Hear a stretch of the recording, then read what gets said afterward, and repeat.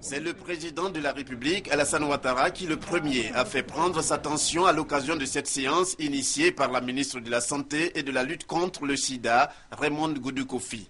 Le faisant, le chef de l'État entend donner l'exemple à ses concitoyens et montrer ainsi l'importance que revêt la prise de la tension pour ce qui est de la santé. C'est très important de faire ça régulièrement parce que la tension artérielle est une indication cardiovasculaire et c'est essentiel.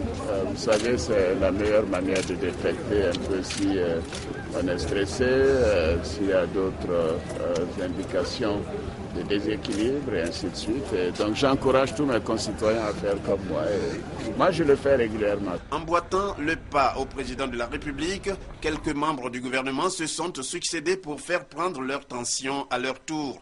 Outre le Premier ministre Daniel Kablan-Duncan, le ministre d'État, ministre du Plan et du Développement Albert Mabry-Touakeuse, pour ne citer que lui. L'hypertension artérielle entraîne beaucoup de dégâts.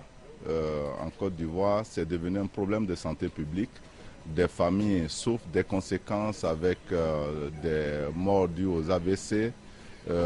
Beaucoup de nos compatriotes sont devenus pratiquement handicapés et sont devenus des dépendants alors que la famille dépend d'eux. C'est pour cela que nous devons nous attaquer à ce problème de santé publique, notamment à travers la prévention primaire. Ce n'est pas compliqué. Il suffit de vérifier la tension régulièrement. La ministre de la Santé et de la lutte contre le sida, pour sa part, s'est dite heureuse d'avoir pris une telle initiative, lui permettant d'associer les membres du gouvernement et le président de la République au succès de la journée internationale de l'hypertension artérielle. Nous avons voulu lancer un message très fort à l'endroit des populations ivoiriennes. Demain, le monde entier célèbre la journée internationale de lutte contre l'hypertension artérielle.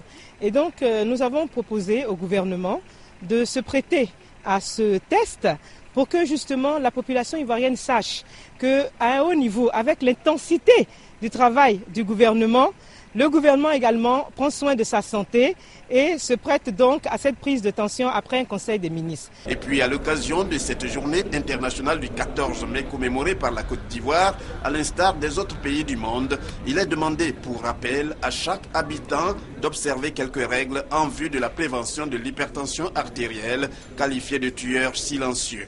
Des règles comme bannir le tabagisme, réduire au strict minimum la consommation de boissons alcoolisées, diminuer la consommation du sel et enfin consommer au moins 2 fruits et beaucoup de légumes par jour.